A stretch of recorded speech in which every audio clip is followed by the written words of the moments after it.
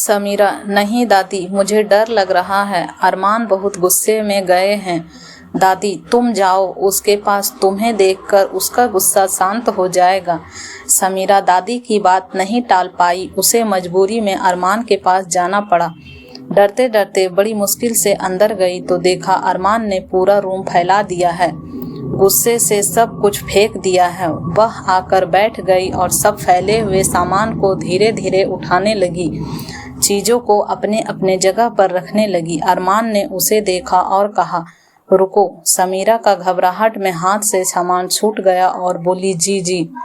अरमान ने कहा, तुम इधर आओ और यह सामान छोड़ो, उसको नौकर उठा लेंगे, तुम मेरे पास आओ। समीरा डरते डरते उसके पास गई और खड़ी हो गई।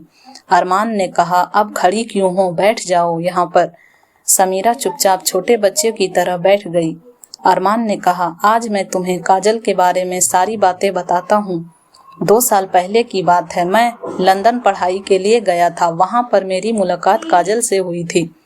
वह भी पढ़ाई के लिए गई हुई थी। दोनों की अच्छी दोस्ती हो गई। दोनों इंडियन थे, इसलिए एक दूसरे को अच्छे से समझने लगे। अपने देश में अपने देश वाले मिल जाए तो बहुत खुशी होती है। हम दोनों की दोस्ती धीरे धीरे कब प्यार में बदल गया पता ही नहीं चला।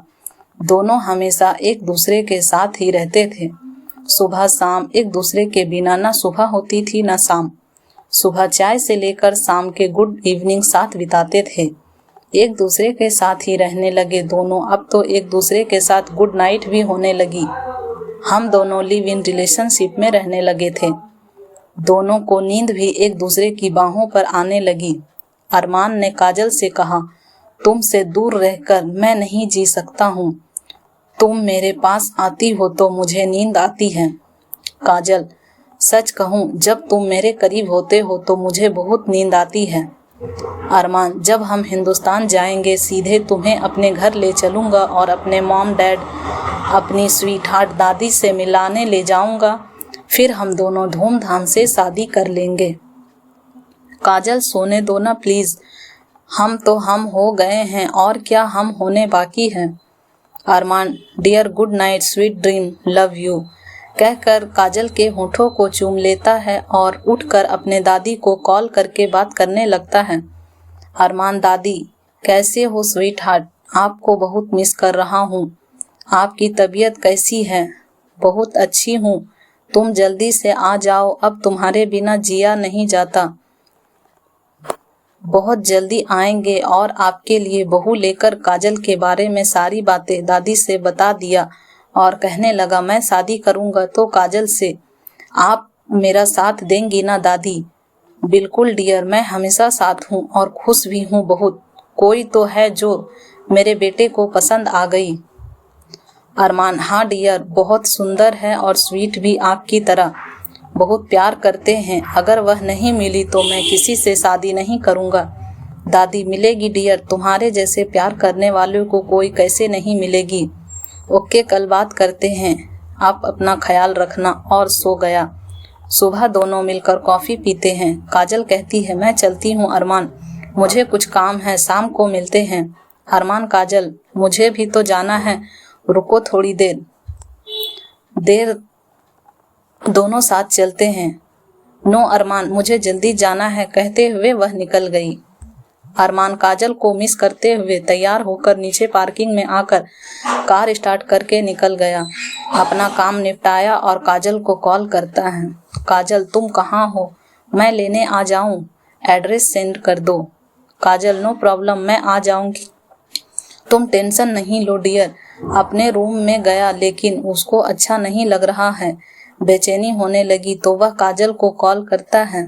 वह कॉल नहीं उठाती है तो अरमान रूम से निकलकर बाहर एक कॉफ़ी शॉप पे चला जाता है।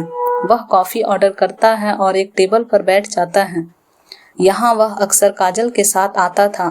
अरमान अचानक देखता है काजल जैसी कोई लड़की दूर टेबल पर उसके तरफ पीठ करके बैठी हुई है। उसको यकीन नहीं होता है कि काजल किसी लड़के के साथ है। वह काजल को कॉल करता है तो वह कॉल नहीं उठाती है। तभी अरमान को दादी के कॉल आने लगते हैं तो वह बात करते हुए बाहर निकल जाता है और अपने कार पर बैठकर बात करने लगा। थोड़ी बात करते करते अचानक उसकी नज़र कार के शीशे पर गई। उसने तुरंत पलट कर देखा तो सामने से काजल एक लड़के के हाथों में हाथ डालकर चल रही थी। यह सब देखकर अरमान को यकीन नहीं हुआ। अरमान अपना कार स्टार्ट करके चुपचाप अपने रूम में आ गया। उस रात काजल नहीं आई। जब वह कॉलेज गया तो काजल वहां भी नहीं थी। फिर उसने सभी दोस्तों से पूछा तो पता चला वह अमित के घर गई है। अरमान से कैंटीन की ओर चला जाता है। उसे लग रहा था किसी ने उसके दिल पर पत्थर मारा हो। फिर अरमान ने काजल को फ़ोन किया तो काजल ने फ़ोन नहीं उठाया। वह बहुत परेशान हो रहा था। काजल ऐसा क्यों कर रही है? थोड़ी देर बाद काजल कॉलेज के कैंटीन के पास एक कार आकर रुकी। काजल और अमित दोनों कार से उतरे। काजल अरमान के पास आकर बैठ जाती है और कहती है, कैसे हो अरमान?